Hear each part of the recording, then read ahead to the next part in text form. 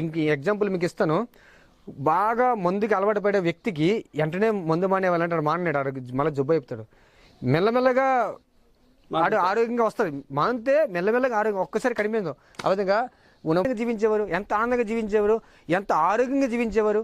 ఇప్పుడు మనకి ఇప్పుడు ఉన్న వ్యాధుల పేర్లు వాళ్ళకి తెలియదు, అంత వ్యాధులు లేవు అప్పుడు. ఇప్పుడు మనకు సుఖంగా జీవించాలని అనుకుని వ్యాధులని కొనుక్కుంటున్నాం, దుఃఖంగా జీవిస్తున్నాం. ఇప్పుడు హాస్పిటల్ పెరుగుతున్నాయి అని అర్థం దుఃఖం పెరుగుతుంది. హాస్పిటల్ ఎప్పుడైతే తగ్గుతాయి అప్పుడు అనుకోవాలి కదా సుఖంగా ఆరోగ్యంగా జనాభా ఉన్నారు. ఇప్పుడు ఆరోగ్యంగా ఎవరు లేరు. ఈ విధంగా జీవించడం వల్ల ఆరోగ్యంగా ఉండగలుగుతాం. బాగా మందుకి అలవాటు పడే వ్యక్తికి వెంటనే మందు మానేవాళ్ళంటాడు, మానేడు మళ్ళీ జబ్బు అయిపోతాడు. మెల్లమెల్లగా ఆరోగ్యంగా వస్తుంది. మానితే మెల్లమెల్లగా ఆరోగ్యం ఒక్కసారి కడిమేందో. ఆ విధంగా మనం ప్రపంచంలో భూములన్నీ పెస్టిసైడ్ వేసి భూమిని చెడిపేసాం. అందులో ఏమీ సారం లేదు భూమిలో.